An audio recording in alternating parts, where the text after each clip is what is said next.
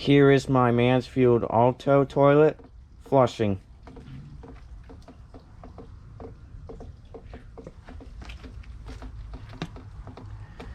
It's weird how they put the markings by the trapway.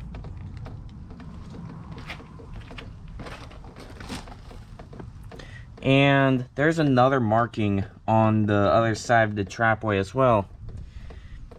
It's like all over the place. On the tank, handle's original, flush tower's original, and the fill valve and ball cock are original. It says made in March 16th of 2006. Anyways, let's give it a flush.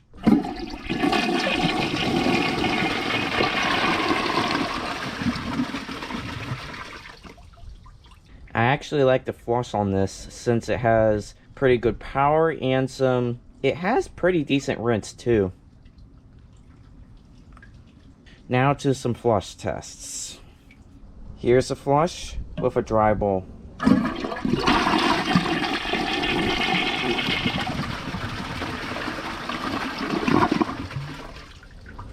It barely siphoned, which is pretty cool.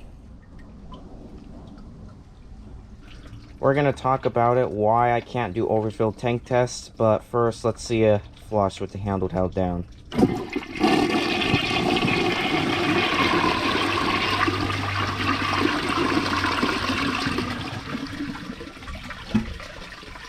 I like the swirly flush on it.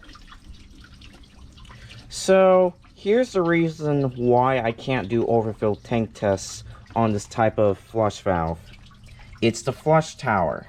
And that's another one that I can't do overfill tank tests. The other one that I can't do is the aqua piston, which I did it for my some Kohler toilets.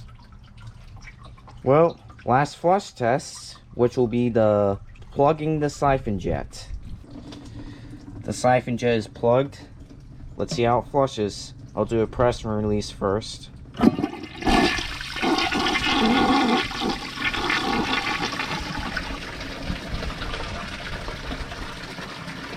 It has a good swirl, but it did not siphon. Now let's see how it flushes with a plugged siphon jet while I hold down the handle.